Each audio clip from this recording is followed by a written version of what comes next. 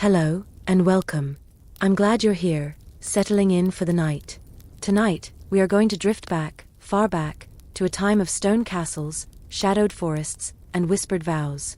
We are going to explore the world of the medieval knight. But not the night of grand battles and shining tournaments. No, tonight, we will walk quietly beside him in the dim hours. Imagine you are not in your own bed tonight. The mattress beneath you is not soft, but a thick pad stuffed with straw.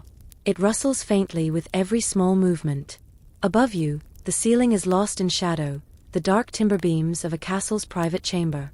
The air is cool, and carries the scent of old rushes on the floor, of beeswax from a single guttering candle, and of the wool from your own heavy cloak, thrown over a chest. This is the knight's sleeping space. It is often a small room, a world away from the great hall below. It is private, but it is not just for sleep. In one corner, his armor stands on a wooden frame, like a silent metal servant waiting for dawn. His sword and shield lean against the wall, catching the faint light.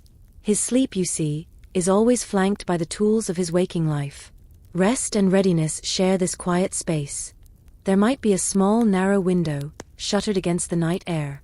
But through the cracks, perhaps, you can hear the distant call of a watchman from the castle wall.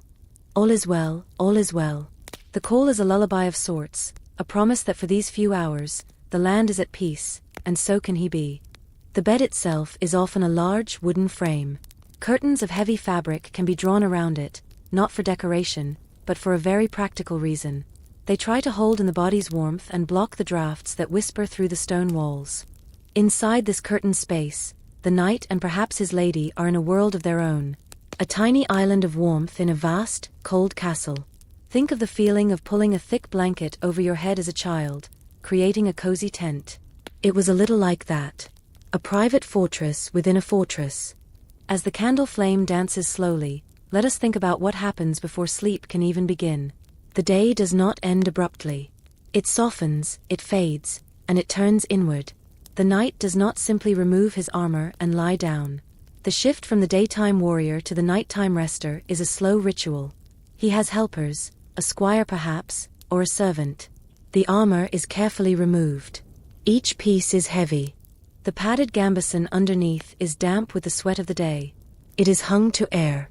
The metal plates are wiped clean with a dry cloth to prevent the kiss of rust. His body, once confined, is now free. He might wash his face and hands in a basin of cold water, the grime of the day swirling away. He changes into a long, linen nightshirt. It is simple, it is clean. This act of changing clothes is a signal. It tells his body and his mind that the time for action is over. Now is the time for stillness. He might then kneel beside the bed. His hands are not holding a sword now, but are pressed together in prayer. He gives thanks for the day past. He asks for protection through the night, for his family, for his Lord, and for his own soul. This prayer is not a hurried whisper.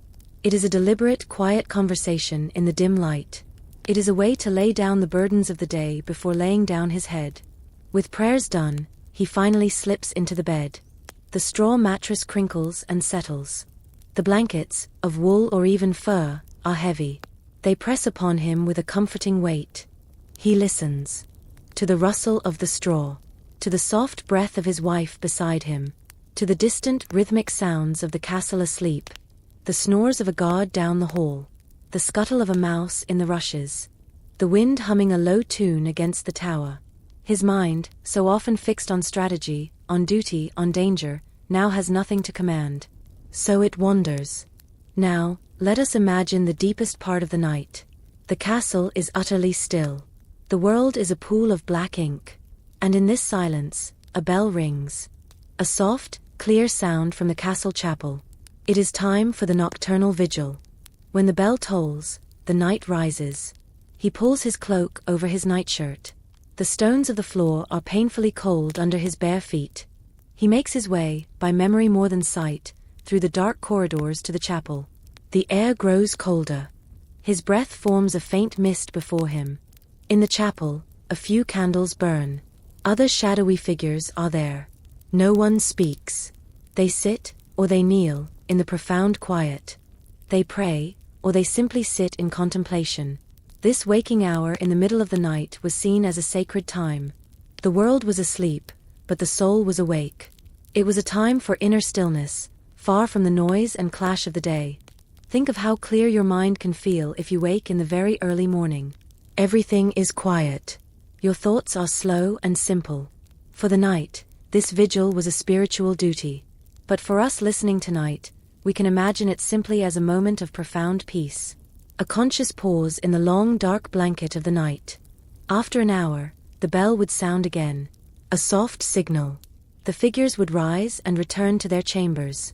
To their second sleep, often deeper and more dream-filled than the first.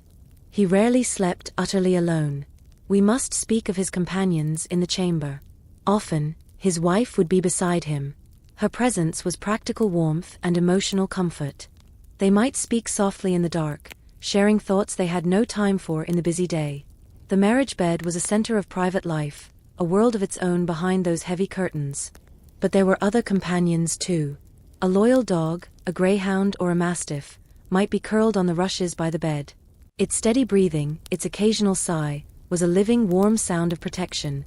The dog was a guardian against more than just human intruders. It kept away the rats and mice that sought the warmth of the room. And then, there were the less welcome companions. The fleas and lice that lived in the straw mattresses and the woolen blankets. No amount of herbs scattered in the rushes could fully keep them away. For a night, an itchy, restless night was a common one. His noble status did not protect him from the smallest of nighttime tormentors. So part of the strange reality of his sleep was this constant, tiny irritation. A reminder that even a night in a castle was part of the natural world, with all its little creatures.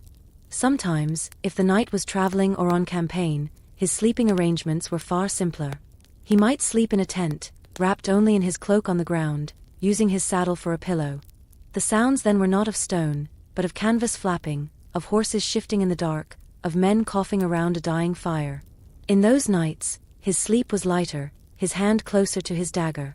Rest was a currency spent carefully, always with one ear open to the sounds of the night outside his tent. What did he dream about in his curtained bed? People in the medieval world took dreams very seriously. They were not just random thoughts.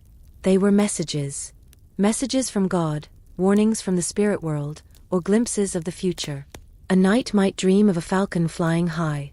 This could be a good omen, a sign of success. But a dream of a broken sword, or a falling tower, that could fill him with dread upon waking. His dreams were likely filled with images of his life. The jolt of a lance hitting a shield in a tournament. The green light of a forest. The face of an ancestor he never met. He might consult a priest or a wise woman about the meaning, but they were interpreted through a lens of faith and symbolism. A bad dream was a thing to be discussed, to be prayed over. It was another part of his nightly landscape, as real to him as the stone of his chamber wall. Perhaps it drifts to memories of his home village, to the smell of a forest in spring, to the face of a friend. The knight's final thoughts before sleep are, perhaps, not of war, but of the peaceful things he guards. The fire is burning low now in our imagination. The single candle in the knight's chamber has guttered out. Only the faintest grey light seeps through the shutters. It is not yet dawn, but the night is old. Before the sun rises, the world begins to stir again. The first bird song is heard, a solitary chirp that is soon joined by others. In the knight's chamber, he begins to stir. The second sleep is ending. There is no loud alarm, just the gradual return of the world. He rises, perhaps stiff from the cool night and the hard bed. The first ritual of the new day is often another prayer, giving thanks for safe passage through the darkness. Then, the process of the night before reverses. The nightshirt is taken off. The damp gambeson is put back on. His squire arrives, and the heavy armor is pieced back together around his body. Plate by plate, strap by strap. As he is armored, he ceases to be just a man resting. He becomes a knight again. The metal shell forms around him. The quiet, private individual of the knight is hidden away. The public figure, the warrior, the lord of the manor, is presented to the day. He takes up his sword, belts it on, and feels its familiar weight. He leaves the chamber, the space of rest and quiet contemplation, and walks out into the corridor, now filled with the morning light from arrow slits, and the sounds of a castle waking up. The night's strange customs are over. The day's duties have begun. And so we leave him there, at his chamber door, stepping from shadow into light. We can close the curtain on his medieval night. Was it a time of contrasts? Of cold stone and warm fur? Of itchy discomfort and sacred peace?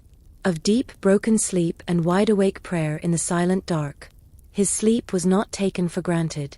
It was a ritual, a vulnerable pause, a conversation with God, and a struggle against tiny biting foes. Yet, in that strange difference, we find a shared thread. The feeling of pulling the covers close as the room cools. The sound of a familiar breath beside us in the dark. The way our mind unwinds its worries from the day after we lie down. The profound peace of waking for a moment when the whole world is still and dark, then drifting back into a deeper calm. The night, in all his armored glory, sought the same fundamental thing we seek tonight: rest, safety, and a quiet mind. Wherever you are listening, your night is your own. Your chamber is your own.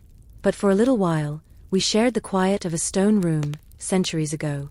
We remembered that the need for peaceful sleep is an ancient human bridge across time. Now, let that thought drift away.